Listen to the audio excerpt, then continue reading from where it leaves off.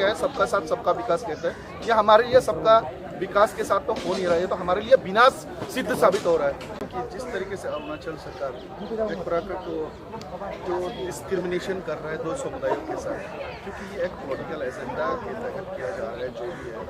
Because everyone knows supreme court का order clearly mention है कि वो अरुणाचल ये से पहले वहाँ पर है, यानी कि जब नेफा एक केंद्र शासित राज्य हुआ करता था। मैं बता रहा हूँ आपको 1987 से पहले जिनका सबका बर्थ हुआ है वो तो मैं जैसे ये बता रहा हूँ आपको, ठीक है ना। 1955 जो सिटीजनशिप एक्ट है उसके तहत 60,500 को नागरिकता मिल भी गई थी। Yes sir. तो लेकिन एक तरफ तो केंद्र सरकार ये सारे डिक्लेयर करते हैं, लेकिन राज्य सरकार उसको उल्टा कर रहे हैं। वो तो जो बसाए लोगों को बाहर भेजने की कोशिश कर रहा है, जो कि नाइंसाफी है। उसके तहत ये बहुत दुर्भाग्य की बात है हमारे लिए, क्योंकि ये जो चकमा और हजंग समुदाय जो है एक बहुत माइनॉरिटी कम्युनिटी है वहाँ पर, जो अक्सर डेमोग्राफी की बात करता है वहाँ कोई असर नहीं, क्योंकि जहाँ पर 50-60 सालों से रह रहा है वहाँ पर आज तक कोई असर नहीं पड़ा, तो आने वाले समय में क्या असर पड़ेगा।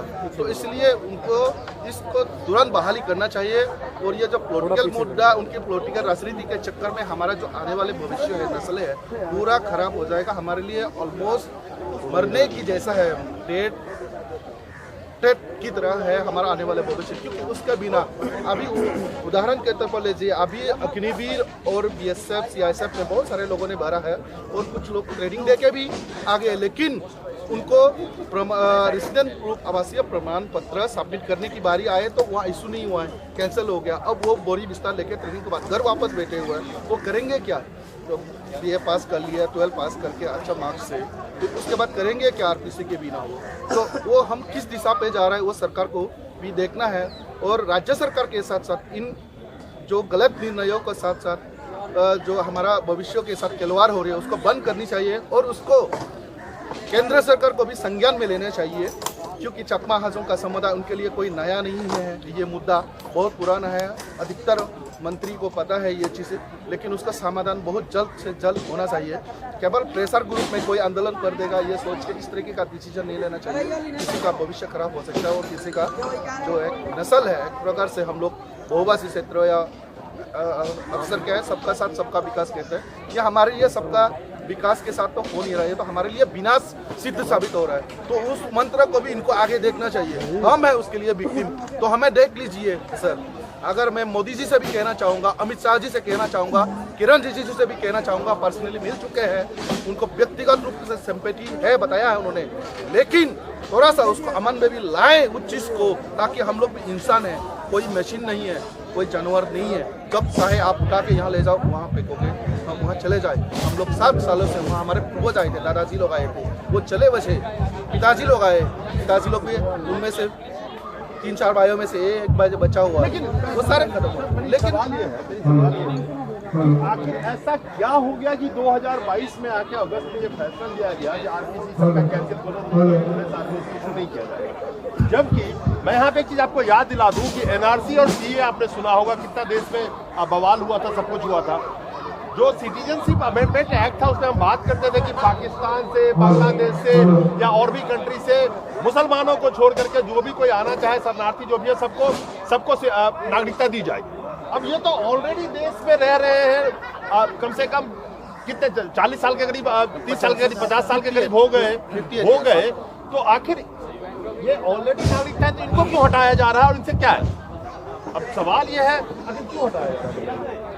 एक्चुअली पहले ही पता होगा आपको, ये चकमा हाजोंग इशू अरुणाचल में 50 सालों से जो इशू चल रहा है वो पॉलिटिकल इशू है। इस इशू को चकमा हाजोंग का जो वोट पॉलिटिक्स है वो निर्णय लेने में कोई मेजोरिटी, उसको गवर्नमेंट बनाने में कोई साबित नहीं है।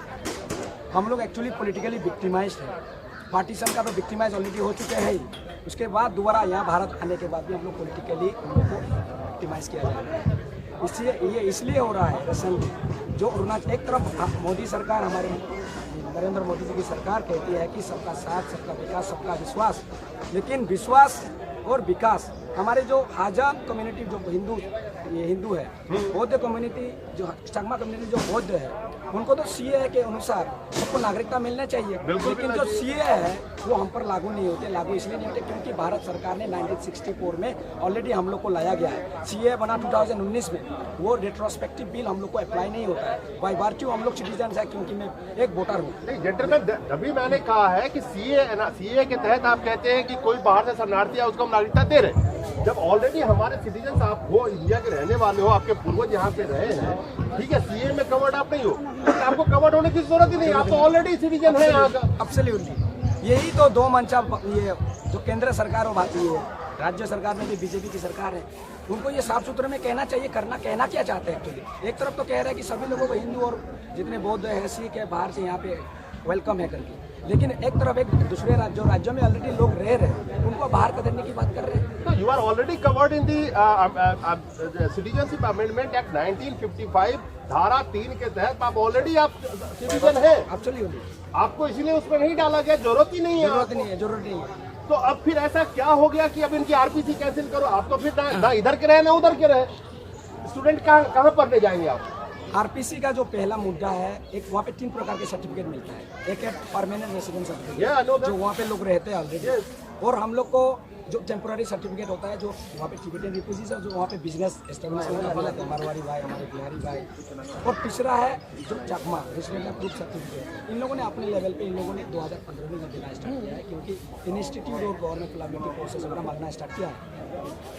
और वहाँ पे मुझे लगता है इसके पीछे कहीं ना कोई ताकत काम कर रही है, क्योंकि जो हमारे अरुणाचल प्रदेश है चाइना और म्यांमार सीमा से रहता हुआ है, उनको ये पता है कि जब ये 2015 से हम लोग को आरपीसी देना स्टार्ट हुआ है, बहुत संख्या में हमारे जो चकमा और हाजोंग कम्युनिटी कहाँ के वहाँ पे कोई जॉब एम्प्लॉयमेंट मिलता नहीं है, वो फौजी में आर्मी, बीएसएफ, इंडियन ज्वाइन करना स्टार्ट किया। 500-600 लोगों को ऑलरेडी ज्वाइन किया है। लेकिन मुझे लगता है वहाँ से चाइना की तरफ से भी ये वाला मसला समझ में आया कि अगर यहाँ का लोग ही लोकल लोग इंडिया मिलिट्री प्रोसेस में ज्वाइन करेंगे तो हमारे लिए भारत के साथ एक इस तरह का हम लोग का जिस तरह का मजबूती जो दिखाना चाहते हैं वो मजबूत नहीं रहेगा। लेकिन यह स्टेट गवर्नमेंट को और सेंट्रल गवर्नमेंट समझ में नहीं आ रही है, इसलिए हम इसी संज्ञान को लाने के लिए, इसी सीरियसनेस को नेशनल सिक्योरिटी के संदर्भ में देखने के लिए इसको बात कर रहे हैं। आरपीसी बहाल करना बहुत जरूरी है, नहीं तो हमारे जो बच्चे, हमारे जो यूथ हैं, पढ़ना चाहे 12वीं कक्षा करने के बाद भी बाहर पढ़ेंगे कहाँ? अगर हम लोग किसी समय सुरक्षा में जैसे BSF, border security forces, Indian air forces में ज्वाइन करना चाहते हैं, अगर यही हक लिवलीहुड का ये जो हक है अंडर आर्टिकल 21, अगर वो छीना जाता है तो हम जाएंगे कहाँ? जाके हम लोग को ये सरकार क्या चाहते हैं कि हम लोग एंटी सोशल एक्टिविटी स्टार्ट करें? ये क्या चाहते हैं कि हम लोग किसी ये पर्टिकुलर विभिन्न ये गंदी एक्टिविटी में इंगेज करना चाहती है कि सरकार? नहीं, ये बहुत ये नौजवान है, यंग है, ये बात बिल्कुल इनकी मुझे सही लग रही है कि ऑलरेडी पीसफुल लाइफ इनकी लोगों की चल रही है। अब आप जब इनको एजुकेशन लेने के काबिल नहीं छोड़ेंगे, जॉब इनको कहीं मिलेगा नहीं, आखिर इनका गुनाह क्या था? ये सिर्फ और सिर्फ क्या एक पॉलिटिकल एजेंडा है जिसके तहत पूरे अरुणाचल में कुछ समुदायों को खुश करने के लिए, वोट पाने के लिए क्या इनको निशाना बनाया जा रहा है? क्या ऐसा लगता है कि सिर्फ आप लोगों को टारगेट किया जा रहा है ताकि जिस तरह से डिवाइड एंड रूल की पॉलिटिक्स आज चल रही है देश में, तो आप लोगों को भी कहीं ना कहीं से विक्टिम बनाया जा रहा है कि ठीक है इनको अलग रखो, अरुणाचल के लोकल लोग खुश हो जाएंगे? बिल्कुल लगता है, क्योंकि अरुणाचल के लोगों को खुश करेंगे और प्लस ये राजनीतिक मुद्दा ही है। उनको लगता है कि हम चकमा हाजों का मुद्दा जब भी ऊपर उठाएंगे तो हमारे तो जीत पक्की है। एक्चुअली ये कहते हैं ना, एक सिक्के के 2 पहलू है। एक तरफ तो तुम सामने केंद्र सरकार में बैठे हो, जो न्याय मंत्री हो, पूरे 100 करोड़ यानी 125 करोड़ लोगों के लिए न्याय की बात करते हो। आप जो हमारी 7000 चकमा हाजों हैं उनको न्याय नहीं कर पा रहे, आप कहाँ 100-125 करोड़ है उनको न्याय दिलाएंगे? नहीं, बट चीफ मिनिस्टर का मैं बयान देख रहा था, वो कह रहे हैं कि अरुणाचल प्रदेश एक जनजाति यानी कि लोकल जो वहाँ के हैं उनका प्रदेश है, जनजाति का प्रदेश है। चकमा और हाजोंग को राज्य से बाहर करो, तो बाहर क्यों करो? पूरी भारत ऐसा थोड़ी है। मैं तो आपको एग्जाम्पल दिया था कि इसी देश में लोकतंत्र ने इतना खूबसूरत चीज दिया है कि मैं अगर चाहूँ तो अरुणाचल से चुनाव लड़ सकता हूँ। गुजरात का बंदा चाहता है तो बनारस में जाकर चुनाव लड़ता है, अरुणाचल का आदमी चाहता है तो यूपी में जाकर चुनाव लड़ता है। तो ऐसा क्यों कि इनको बाहर क्यों करो? क्योंकि डिवाइड एंड रूल की राजनीति करने के लिए। हम एक चीज पूछना चाहेंगे उसमें से, ये देश किस हिसाब से चल रहा है? पेमा खांडू के हिसाब से चलेगा या संविधान से चलेगा? संविधान से चलेगा। संविधान से चलेगा, राइट। संविधान का जुडिशियरी है, सुप्रीम कोर्ट ने, माननीय सर्वोच्च न्यायालय ने कई बार और उच्च न्यायालय गुवाहाटी हाईकोर्ट और दिल्ली हाईकोर्ट ने ये कहा कि चकमा हाजोंग लोगों को भारत सरकार के द्वारा, केंद्र भारत सरकार के द्वारा एक डिफिनेट प्लान के साथ परमानेंटली सेटल किया गया है।